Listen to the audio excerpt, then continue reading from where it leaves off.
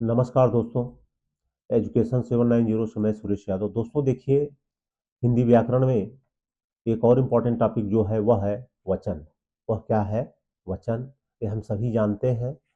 तो वचन का अभिप्राय है विकारी शब्दों के जिस रूप से उनकी संख्या एक या अनेक का बोध होता है, उसे क्या कहते हैं? वचन कहते हैं।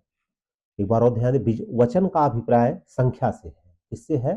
संख्या से है। विशेष याद रखिएगा। वचन मतलब हो जाएगा क्या? संख्या।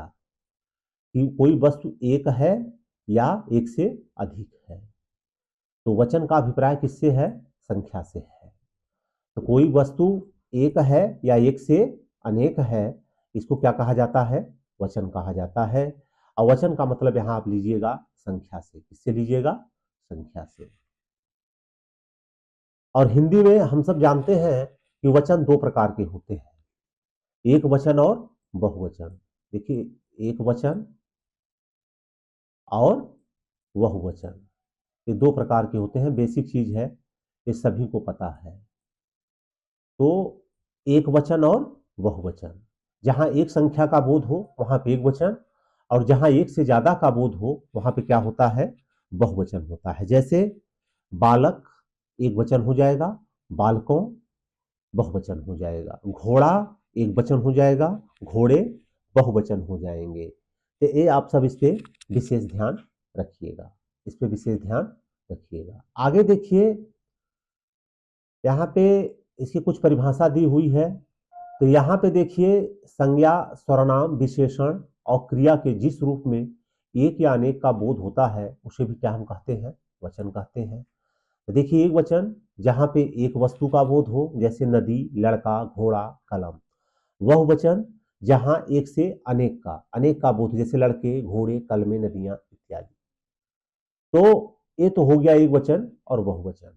आगे देखिए, कुछ प्रयोग हैं। जैसे एक के लिए बहुवचन का उसमें लगेगा तो एक, लेकिन जो उसका प्रयोग होगा वह बहुवचन के लिए होगा। जैसे महात्मा गांधी सत्य और अहिंसा के पुजारी थे, जबकि महात्मा गांधी एक हैं, तो यहां होना चाहिए था महात्मा गांधी सत्य और अहिंसा के पुजारी था, सत्य और अहिंसा का पुजारी था।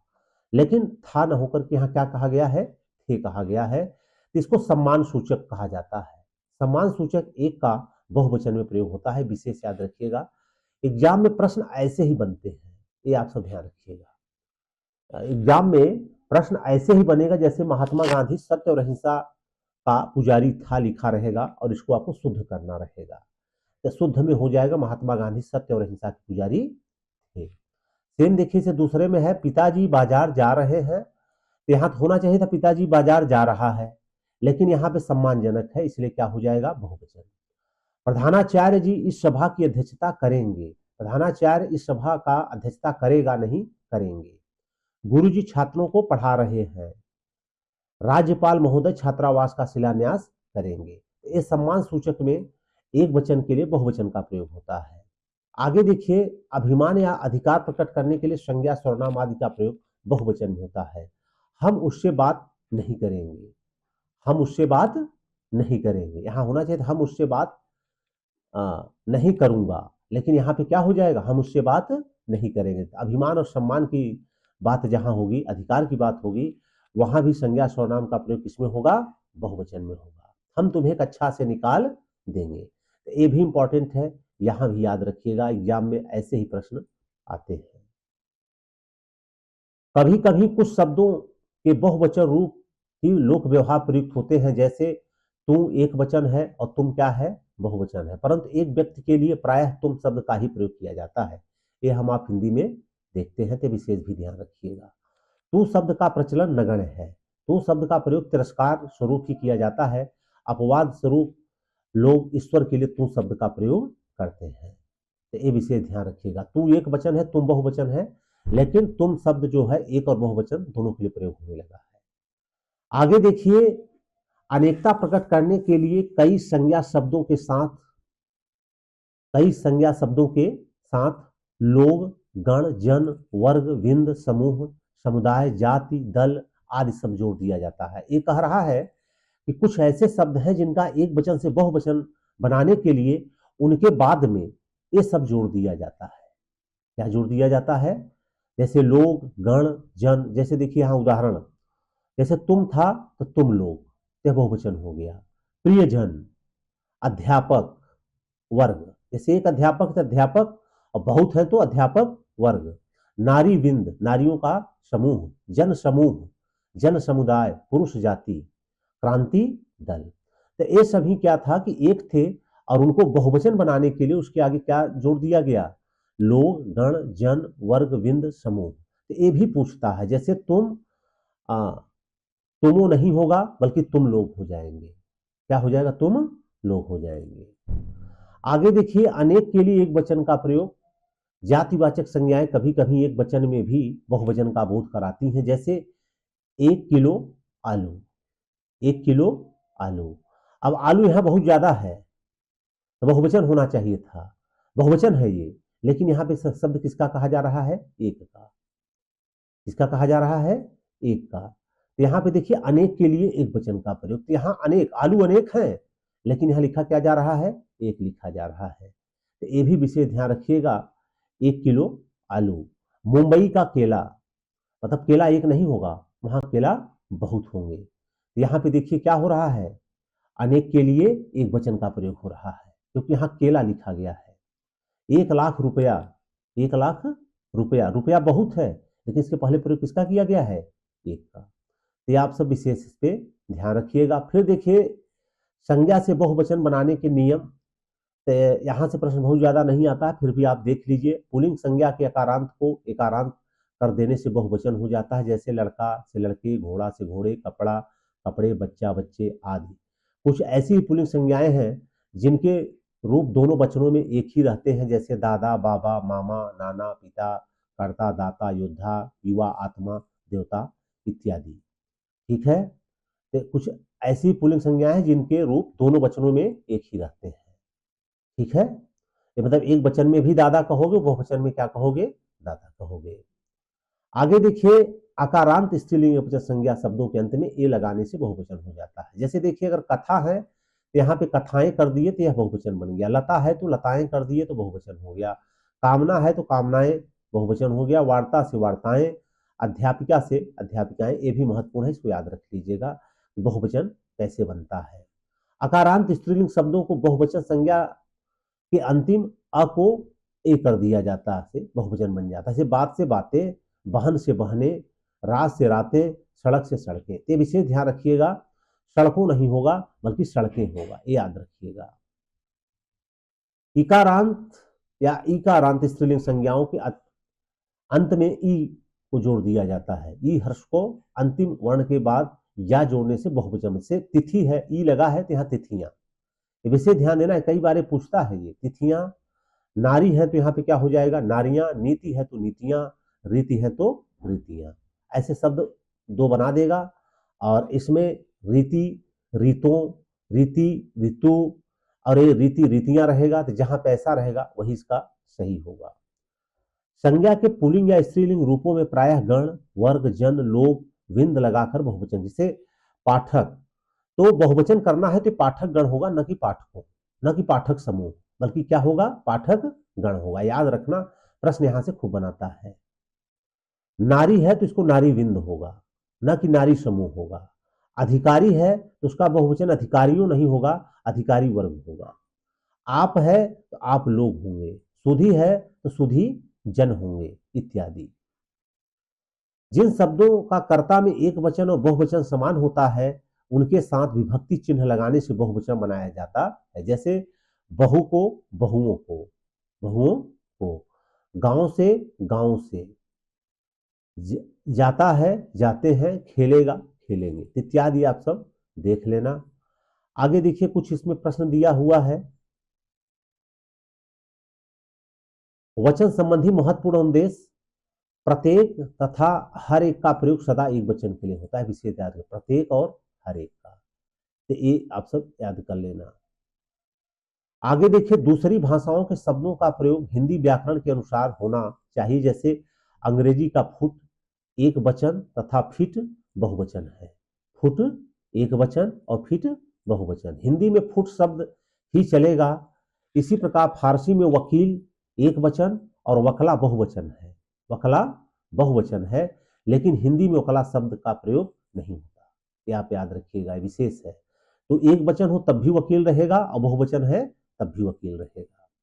यही बात अन्य भाषाओं के शब्दों पर लागू होगी जो ऐसे शब्दों को प्रयोग हिंदी की प्रकृति और व्याकरण के अनुसार है। जैसे देखिए, सड़क 20 फीट चौड़ी है, यह अशुद्ध वाक्य है।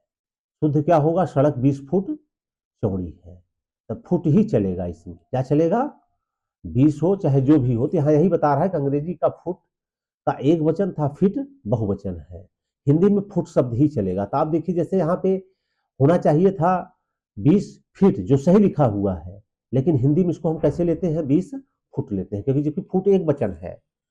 तो ये विशेष याद रखिएगा कि सड़क 20 फुट चौड़ी है, सड़क 10 फीट चौड़ी है, सड़क 1 फुट चौड़ी है। ये विशेष आप सब इसमें याद रखिएगा। रहीम के लखनऊ में 3 मकानात हैं। यहाँ पे 3 मकानात नहीं होंगे, बल्कि क्या हो जाएगा? लखनऊ में 3 मकान है।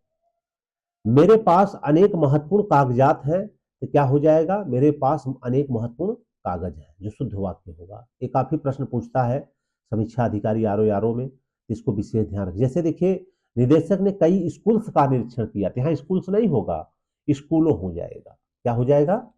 स्कूल एक इंग्लिश शब्द है, जबकि यहां होना चाहिए था विद्यालयों, लेकिन इसको अगर स्कूल ही लिख रहे हैं हम, तो स्कूलों हो जाएगा। क्या हो जाएगा? स्कूलों।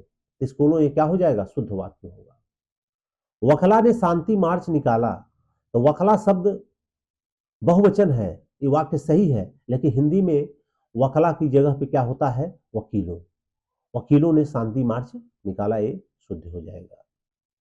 आगे देखिए, भाववाचक तथा गुणवाचक संज्ञाओं का प्रयोग एक वचन में होता है। भाववाचक और गुणवाचक, जैसे मैं आपकी सज्जनता से प्रभावित हूं। तो ये आप विशेष, ये कुछ जो कोटेशन है इनको विशेष ध्यान रखना। भाववाचक तथा गुणवाचक संज्ञाओं का प्रयोग एक वचन में होता है, ये बहुत इंपॉर्टेंट है, इसको आप सब विशेष याद कर लीजिएगा। ये मैक्सिमम टाइम, अधिकतर बार यही प्रश्न पूछा जाता है, तो इसको याद से। प्राण, लोग, दर्शन, आंसू, ओठ, दाम, अक्षत इत्यादि शब्दों का प्रयोग बहुवचन में होता है। तो जहां भी होगा, जैसे मेरे प्राण पखेरु उड़ गए, ठीक है, तो ये विशेष ध्यान रखना कि प्राण, लोग, दर्शन, आंसू, होठ, दाम, अक्षत इत्यादि शब्द का प्रयोग सदैव बहुवचन में होता है, जिसको आप सब याद कर लीजिएगा। ये आगे देखिए, द्रव्यवाचक संज्ञाओं का प्रयोग एक वचन में होता है, जैसे उनके पास बहुत सोना है, बहुत सोना है, उनका बहुत सा धन तिजोरी में बंद है। तो द्रव्यवाचक जो भी शब्द है वो हमेशा किसमें प्रयोग होगा? एक वचन में होगा। बाकी देखिए, कुछ शब्द ऐसे हैं जो सदैव एक वचन में प्रयोग होते हैं। किसमें होते हैं? एक में होते हैं। जैसे माल, जैसे यहां आपने देखा कि कुछ शब्द हमेशा बहुवचन प्रयोग होते हैं, प्राण, लोग, दर्शन, आंसू, ओठ, दाम, अक्षत। वैसे ही कुछ शब्द हैं जो सदैव एक वचन में प्रयोग होते हैं, तो इन पे भी ध्यान रखना। जैसे माल, क्या हो जाएगा? माल। जनता, क्या हो जाएगा? जनता। माल, जनता, सामान, सामान। विशेष ध्यान रखिएगा, ये सदैव एक वचन प्रयोग होते हैं। आगे सामग्री, सामग्री,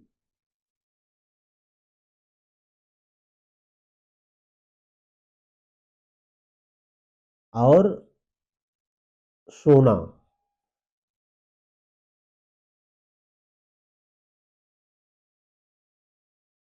ये सब विशेष आप ध्यान रखिएगा, ये सब शब्द सदैव एक वचन। माल, जनता, सामान, सामग्री, सोना। इस जैसे माल लुट गया, जनता भूल गई, सामान खो गया, हवन सामग्री जल गई, सोना का भाव कम हो गया। तो ये सदैव एक वचन में रहते। जैसे आपने देखा था कि ये सदैव बहुवचन में होते हैं, वैसे सदैव किसमें होते हैं? एक वचन में होते हैं, तो विशेष आप सब ध्यान रखिएगा, क्योंकि प्रश्न इसी से आता है, बाकी जगह से नहीं आता है। तो ये आप सब विशेष ध्यान रखिएगा, एक वचन और बहुवचन का। तो माल, जनता, सामान, सामग्री, सोना, ये सदैव एक वचन में प्रयोग होता है। और प्राण, लोक, दर्शन, आंसू, ओठ, दाम, अक्षत इत्यादि शब्दों का प्रयोग बहुवचन में होता है। जो ये विशेष है, इसी पर आप सब विशेष ध्यान रखना, प्रश्न यहीं से बनाता है। तो दोस्तों, आज यह बहुवचन के टॉपिक था, वचन पे था, जो दो प्रकार के, एक वचन और बहुवचन था। उस पर जो कुछ महत्वपूर्ण बातें थी, उस पर हम सब डिस्कशन किए। अगर आप सबको वीडियो अच्छा लगा है तो इसको लाइक कर दीजिएगा और ज़्यादा से ज़्यादा इसको शेयर करिए। और अगर चैनल सब्सक्राइब नहीं किए हैं तो इसको सब्सक्राइब कर लीजिए। फिर मिलेंगे हम नेक्स्ट वीडियो के साथ, तब तक के लिए जय हिंद, जय भारत।